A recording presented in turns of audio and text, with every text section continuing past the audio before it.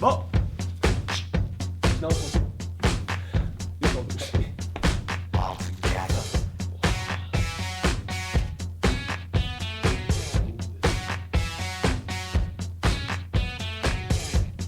Let's go!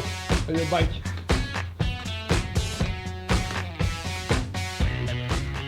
Alors aujourd'hui, on a la chance de recevoir notre ami Vincent Arpin du Clarnox qui est en train de vivre le rêve de sa vie avec cette magnifique machine.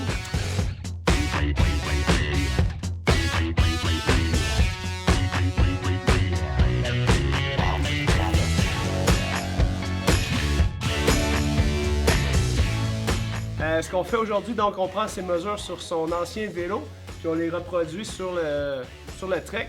Puis on va regarder ce que ça donne au niveau de la hauteur de selle, le recul. Au niveau du cockpit aussi, on a des cocottes qui sont différentes. On a des cocottes hydrauliques. Là, c'est un super bike qui est monté en SRAM E-TAP. Donc, un système sans fil avec des freins à disque hydrauliques. C'est pour ça que la manette est peut-être un petit peu plus grosse que ce que vous êtes habitué de voir. D'autres choses qui ont changé? Ouais. Le cockpit ici, dans le fond, je vais vous montrer ça. Ce qui est bravo Trek, ce qui est cool cette année, c'est que dans le fond, la potence et le guidon sont pas juste en un morceau. Ce qui était complexe comme situation, dans le fond, c'était d'avoir les Trek Malone montés comme ça, avec toute l'intégration des fils. Mais où est-ce qu'on devait acheter une potence qui était intégrée dans un guidon. Puis dans ce contexte-là, ben, ça faisait que si t'avais pas la bonne longueur de potence, l'ensemble coûtait plusieurs centaines de dollars, puis c'était compliqué à tenir en stock autant pour les détaillants que pour chez Trek. Donc, ce qui est cool ici, je sais pas si vous voyez les petites vis, mais dans le fond, le guidon, il est quand même intégré avec la potence, mais c'est pas un monobloc, c'est pas un seul morceau. Donc ça va nous faciliter la vie si on a besoin de changer soit la potence, soit le guidon. Autre chose? Fait que déjà ici, on voit les cocottes qui sont peut-être un petit peu inclinées vers le bas. Ça va être quelque chose qu'on va pouvoir travailler. Sauf que si on détermine déjà que le guidon est trop large, ça vaut-tu la peine vraiment de tout faire ça? Ou... Ouais, mais là, attends, c'est que ça, les gens ne savent pas. C'est comme dans une émission de cuisine, on avait déjà commencé avant. Vas-y, Vince, mets tes mains sur les... Vous êtes sûrement à même de constater que les mains à Vince sont pas mal plus larges que ses épaules. La mesure d'épaule à Vince, c'est à peu près 40 cm. Donc, si on fait 40 plus 2, on tombe à 42. Le guidon à Vince, c'est un 44 cm de largeur avec un wide. Dans le fond, il flare out, il va vers l'extérieur. C'est 44 en haut puis 46,5, 47 en bas. Donc, c'est peut-être quelque chose qu'on va vouloir changer pour retomber à 42. La vue de face, comme ça, vous allez vraiment le voir. On va sur un 42, ça va probablement être plus ergonomique, plus facile de maintenir puis de tolérer la position. Je vais le mettre dans ses mains, un 42, puis on va voir qu'est-ce qu'il dit.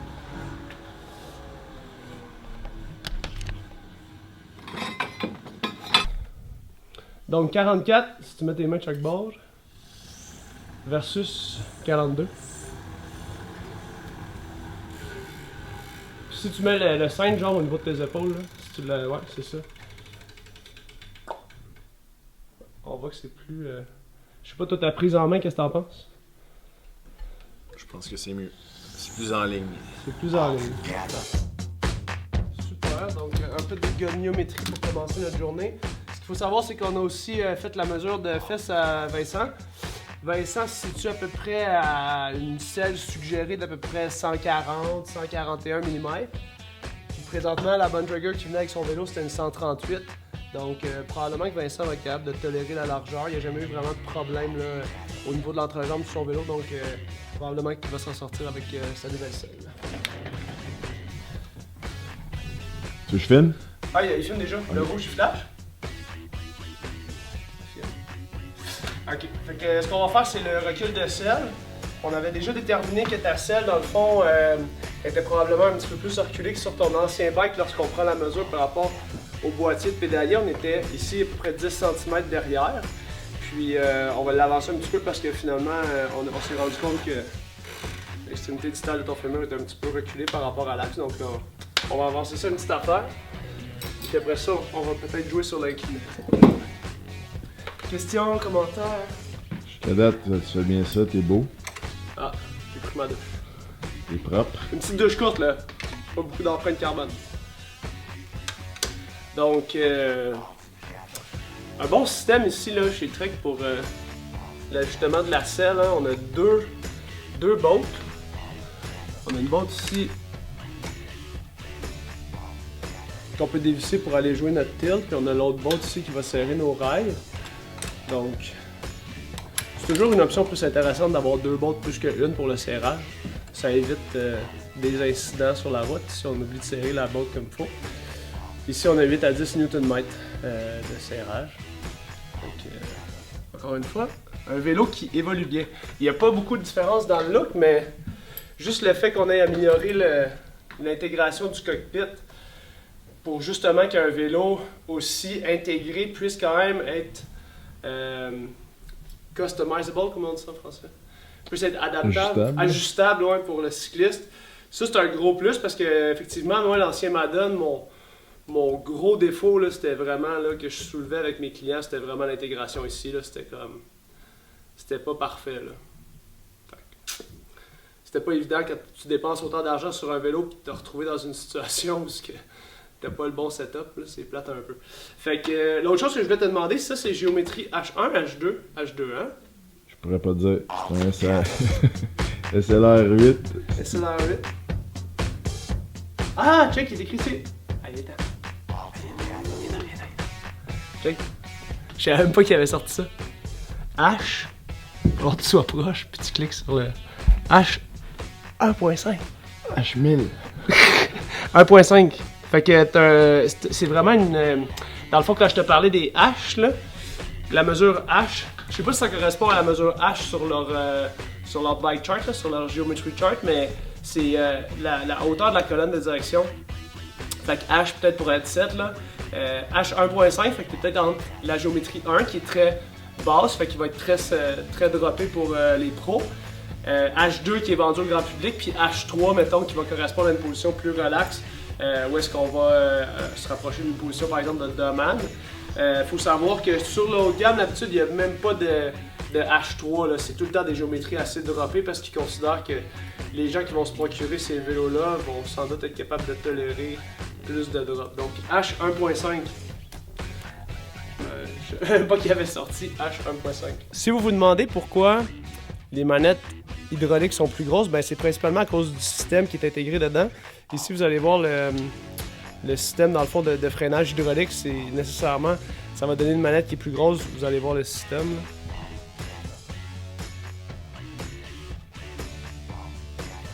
Donc, il y a beaucoup plus de matériel à intégrer dans la manette. Parce que, dans le fond, le freinage hydraulique, c'est comme sur une voiture. Hein. Il y a du liquide. Il y a du liquide là-dedans. Qui va permettre au freinage d'être puissant. Puissant et efficace. Je dirais ça, oui.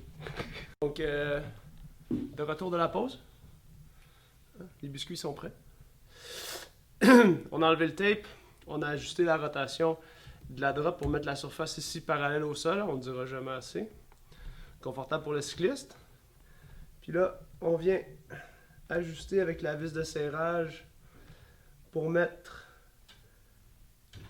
le levier parallèle au sol. Et dans le fond, si vous regardez comparé, là, on a vraiment relevé le droite comparé à l'ancien positionnement. Là. On va aller faire la même chose de l'autre côté. Puis on va évaluer à quel point tu es confortable.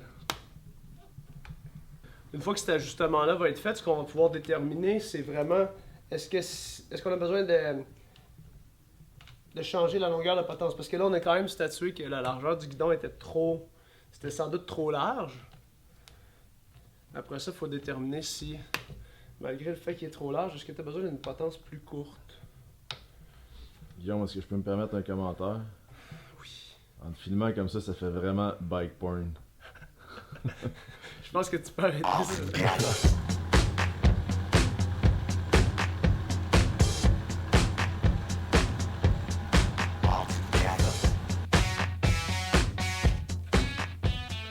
Ça ici, tu sais, les gens, là, s'ils hésitent là, sur la quantité à serrer, ben, ils ont juste à se rappeler que mettons, ce qu'on vient de faire, là, regarde, il est écrit ici, 4 Nm.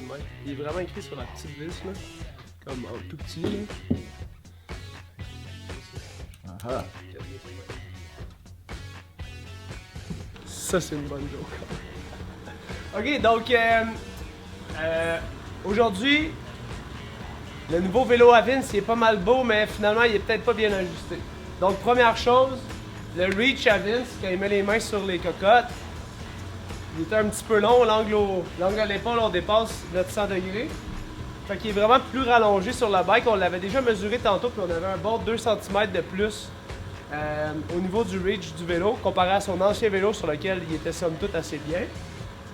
Puis on a aussi dit que dans le fond, la largeur du cockpit, on était à 44 en haut, 46,5 en bas. On va tomber sur un 42, il va aller se chercher ça. Fait que dans le fond, on va changer le cintre pour un cintre moins large. On va raccourcir la potence de 10 mm. En ce moment, on a une 110 mm moins 7 degrés. On va aller sur une 100 mm moins 7 degrés. Puis Vincent, il y avait aussi un type de selle avec un nez plus court, lequel il appréciait particulièrement. Donc peut-être qu'il va avoir un retour à cette ancienne selle-là. Sinon, pour la hauteur de selle, on est similaire avec l'ancien vélo. Puis la drop aussi entre la selle puis le guidon, c'est assez similaire. Donc, somme toute, on tente de se rapprocher de son ancien positionnement qui était très confortable. Puis ça va lui prendre 2 modifications, soit la potence et la largeur du cockpit. Question?